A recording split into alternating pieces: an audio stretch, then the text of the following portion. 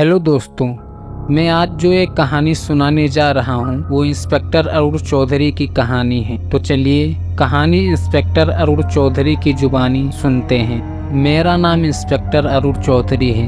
मैं पिछले 15 सालों से पुलिस में हूँ। मैंने कई मामले देखे, कुछ सुलझाए, कुछ अभी भी मेरे दिल और दिमाग में उलझे हुए हैं। मैं अक्सर हत्याओं, चोरियों और अपराधों से निपटता हूँ, लेकिन यह एक ऐसा केस था जिसने मेरी ज़िंदगी और सोच दोनों को बदल कर रख दिया। यह कोई साधारण केस नहीं था। यह मामला था अजीब और अलौकिक ताकतों से भरे एक पुराने अस्पताल का, जिसने न सिर्फ मेरी जान को खतरे में डाला बल्कि मुझे उस दुनिया से रूबरू कराया जिसे विज्ञान और तर्क कभी नहीं समझ सकता। आज मैं आपको उसी रात की कहानी सुनाने जा रहा हूँ जब मैंने उस भयानक रहस्य से पर्दा उठाया था। यह वो कहानी है जो मेरे दिलो दिमाग पर हमेशा के लिए अंकित हो गई है। सर्दी की रात थी। मैं अपने थाने में बैठा हुआ था। मेरे सामने एक लड़की की गुमशुदगी का केस पड़ा हुआ था। उस लड़की का नाम सोनिया था और वह गांव से अचानक गायब हो गई थी। जब मैंने पहली बार उस केस की फाइल खोली तब मुझे यह एक सामान्य गुमशुदगी का मामला लगा। सोनिया की मां ने बताया था कि सोनिया घर के बाहर खड़ी थी, तभी उसे किसी ने पुकारा और वह कहीं चली गई। उसके बाद उसका कोई सुराग नहीं मिला।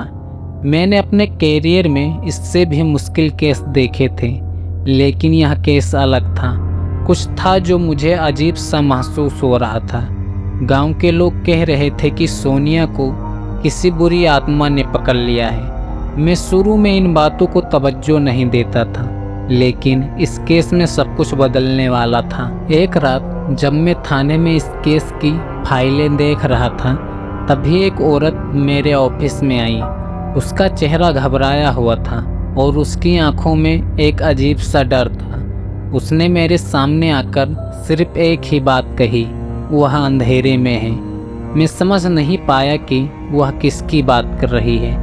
मैंने उससे और पूछने की कोशिश की, लेकिन वह बिना कुछ कहे वहाँ से चली गई। यह मेरे लिए बहुत अजीब था। मैंने तुरंत अपने जूनियर्स को उस औरत का पता लगाने के लिए भेजा, पर वह कहीं नहीं मिली। इस घटना के कुछ दिन बाद मुझे एक फ़ोन आया। कॉल करने वाली महिला ने दावा किया कि उसने सोनिया को एक पुराने वीरान अस्पताल के पास देखा है। वह अस्पताल शहर के बाहर था और वर्षों से बंद पड़ा था। लोग उसे मृत अस्पताल कहते थे और वहां जाने से बचते थे। उस अस्पताल में कई साल पहले रहस्यमय मौतें हो चुकी थी और तब से वह जगह सुनसान हो गई थी। मेरे मन में उत्सुकता और भय दोनों थे।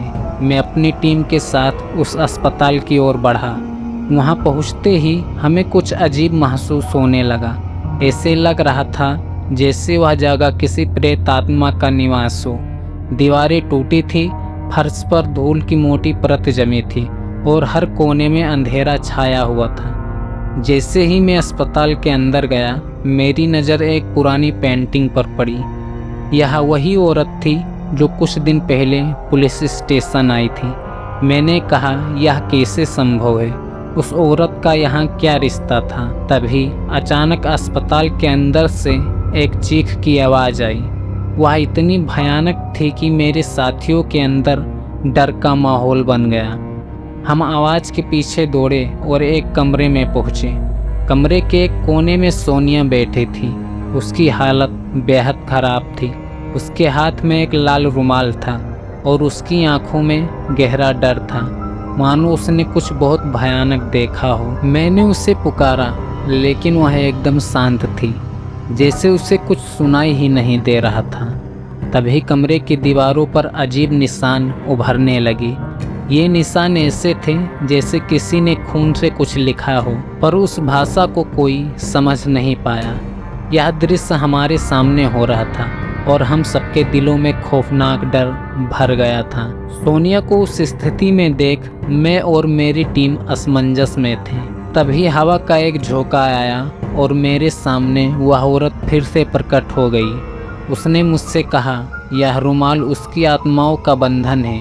इसे मुक्त करो, नहीं तो सोनिया कभी वापस नहीं लौटेगी। उस वक्त मुझे समझ नहीं आया कि वह क्या कह रही थी, पर मुझे यकीन था कि यह रुमाल किसी बड़े रहस्य का हिस्सा है। मैंने फैसला किया कि इसे लेकर किसी धार्मिक विद्वान से मदद ली जाए। अगले दिन मैं शहर के बाहर रहने वाले एक पुराने पंडित जी के पास पहुंचा। उन्होंने उस रुमाल को देखा और बताया कि यह रुमाल एक प्राचीन बलिदान का प्रतीक है। इस रुमाल से किसी आत्मा को बांधकर रखा गया है और जब तक इसे मुक्त नहीं किया जाएगा, सोनिया की आत्मा कभी भी पूरी तरह से वापस नहीं आएगी। पंडित जी ने मुझे एक विशेष मंत्र दिया और कहा कि इस मंत्र का जाप उसी अस्पताल में करना होगा। उन्होंने चेतावनी दी कि यह आसान नहीं होगा क्योंकि वह जगह बुरी आत्माओं का निवास है, लेकिन अगर मैं सफल हुआ तो सोनिया को बचाया जा सकता है।